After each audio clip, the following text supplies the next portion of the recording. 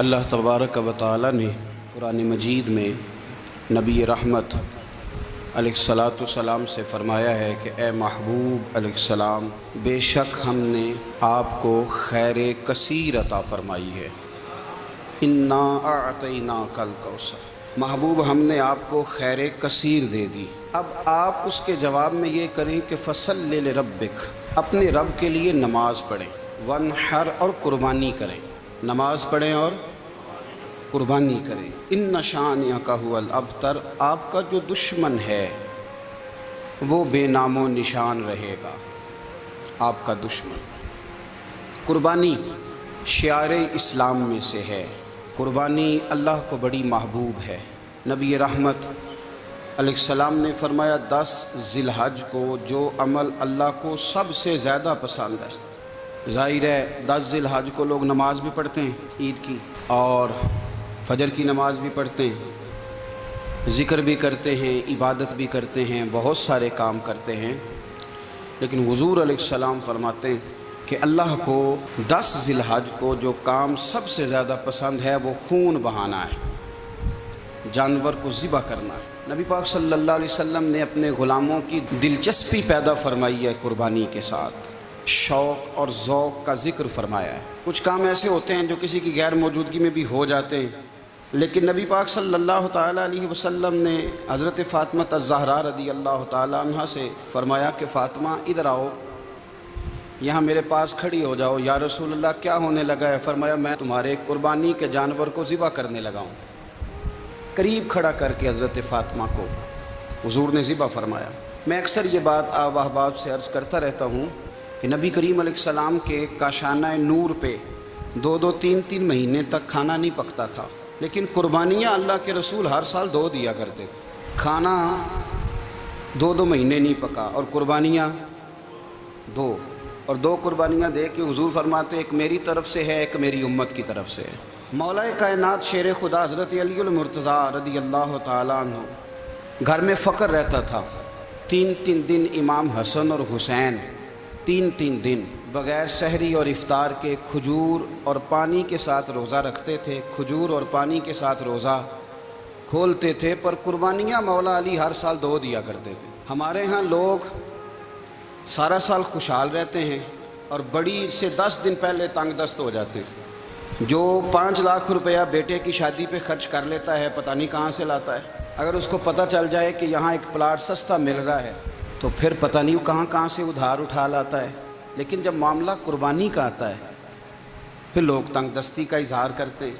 یاد رکھو، جب بندہ رب کریم کے رستے میں دیتا ہے، حضور علیہ السلام نے فرمایا تھا حضرت اسماء سے کہ تو اللہ کے رستے میں بے حساب خرچ کر، رب بھی تجھے بے حساب ہی عطا فرمائے گا۔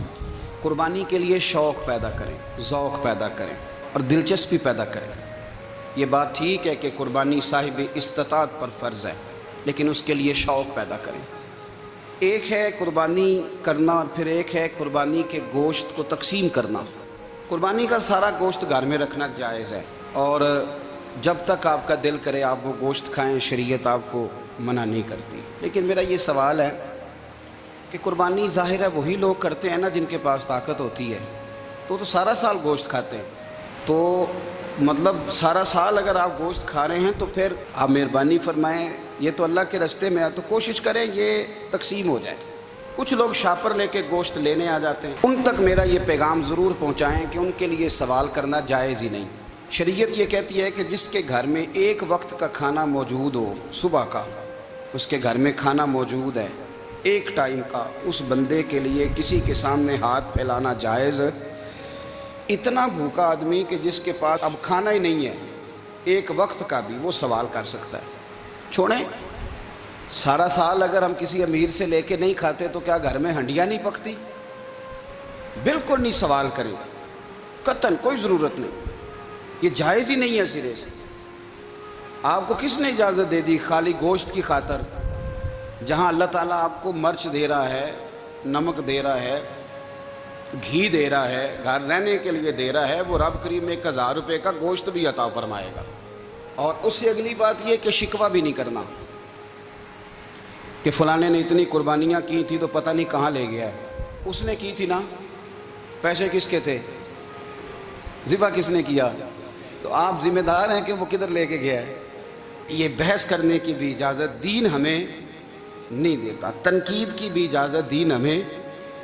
اس بات کو بھی ضرور ذہن میں رکھیں کہ ہم کہتے ہیں میں نے ابا جی کی اس سال کرنی ہے، اور پھر اگلے سال اماں جی کی کرنی ہے، اور پھر اس سے اگلے سال میں نے اپنی کرنی ہے۔ جس بندے کی جیب میں پیسے ہیں قربانی اس پر واجب ہے، اس کے ابا جی پر واجب نہیں۔ اگر ابا جی کے پاس الگ پیسے ہیں تو ابا جی پر قربانی واجب ہوگی۔